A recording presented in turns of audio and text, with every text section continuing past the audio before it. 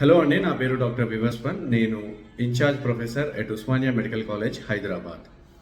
ఈ మధ్య కొన్ని స్కూళ్ళల్లో అసలు ఆట స్థలమే ఉండట్లేదని, ప్లే గ్రౌండ్ దొరకడం అనేది చాలా కష్టంగా ఉండిందని, ఒకే బిల్డింగ్లో చాలా సెకండ్ ఫ్లోర్లో, థర్డ్ ఫ్లోర్లో అలాంటి ప్లేసెస్లో స్కూల్ని నిర్వహిస్తున్నారని, సో దానివల్ల పిల్లల్లో ఇతర పిల్లలతో ఆడుకోవడం కానీ, వాళ్ళతో ఉల్లాసంగా గడపడం కానీ జరగట్లేదు అనేది మనం చాలా ఫ్రీక్వెంట్గా వింటున్నాం.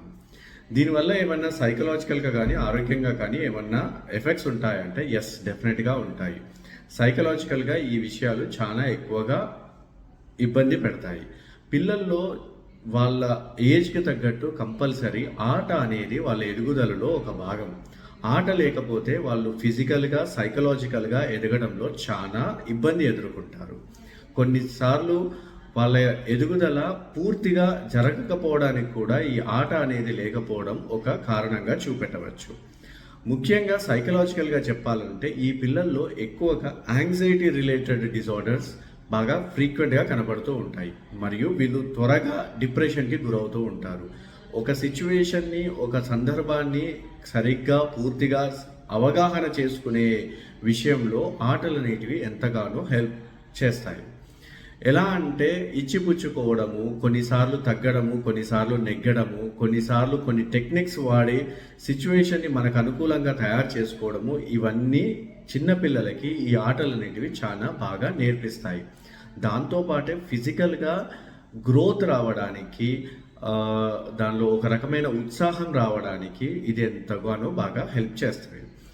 ఎస్పెషల్లీ వీళ్ళలో ఎమోషనల్ రెగ్యులేషన్ అనేది చాలా పూర్గా ఉంటుంది. ఈజీగా కోప్పడము, ఈజీగా ఏడవడము, ఈజీగా బాధపడము, కొన్ని సిచ్యువేషన్స్ నుంచి బయటపడే టెక్నిక్స్ అవన్నీ కూడా ఆటల్లో ఈజీగా నేర్చుకుంటారు. ఓడిపోయినప్పుడు ఇది సహజమే అని, గెలిచినప్పుడు ఎక్కువగా ఆనందపడకూడదని, ఇవన్నీ లక్షణాలు ఆట వల్ల మనం నేర్చుకోవచ్చు. వీళ్ళలో ఈ ఆటలు సోషల్ ఇంటరాక్షన్ని కూడా నేర్పిస్తాయి. ఒకవేళ కనుక సరైన ఆటలు వీళ్ళు ఆడకపోతే సోషల్ ఇంటరాక్షన్స్లో కూడా వీళ్ళు బాగా ఎక్కువగా ఇబ్బంది పడతారు. ఎవరిని ఎలా, ఏ సందర్భంలో పలకరించాలి, ఆ పలకరింపు వల్లే ఎదుటి వాళ్ళకి ఇబ్బంది కలగకుండా ఎలా చూసుకోవాలి, ఇవన్నీ కూడా మనకి ఈ ఆటల వల్ల తెలుస్తూ ఉంటాయి. ఇంతేకాకుండా వీటి వల్ల క్రియేటివిటీ అనేది కూడా చాలా వరకు తగ్గుతుంది. జనరల్గా పిల్లల్లో క్రియేటివిటీని పెంచడానికి కొన్ని రకాల ఆటలు ఎంతగానో హెల్ప్ చేస్తాయి. ప్లానింగ్ చేయడానికి, దాన్ని ఎగ్జిక్యూట్ చేయడానికి, ఇవన్నీ కూడా ఈ క్రియేటివిటీ వల్ల మనకి బాగా ఈ ఆటలు నేర్పిస్తాయి. కాబట్టి ఆటలు ఆడటం అనేది ఎంతగానో ఇంపార్టెంట్.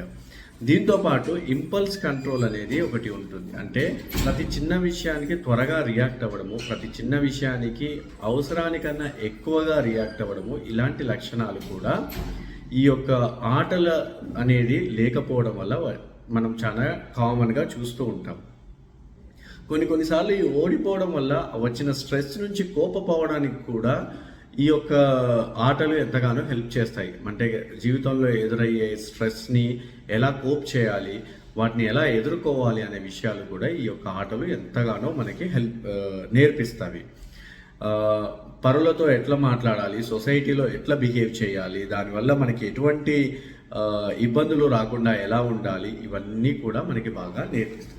ఒక్కొక్కసారి వీళ్ళలో సెల్ఫ్ ఎస్టీమ్ తగ్గిపోవడానికి కూడా ఈ ఆటలు లేకపోవడం అనేది తెలుస్తుంది. పక్కన వాళ్ళు ఇంత బాగా ఆరోగ్యంగా, ధైర్యంగా ఉన్నారు, మనం అలా లేకపోవడం, వాళ్ళంత ఫ్రీగా, క్రియేటివిటీగా మనం థింక్ చేయలేకపోతున్నాము, వాళ్ళంత బాగా మనము ఒక సిచ్యువేషన్ని హ్యాండిల్ చేయలేకపోతున్నాము. ఇవన్నీ కూడా ఈ ఆటలు అనేటివి లేకపోవడం వల్ల వచ్చే వివిధ రకాలైన పరిణామాలు. దీంతోపాటు వివిధ రకాలైన ఫిజికల్ హెల్త్ ఇష్యూస్ కూడా ఉంటాయి. సో కాబట్టి స్కూళ్ళలో ఆటలు ఉండడం అనేది ఎంతగానో హెల్ప్ఫుల్.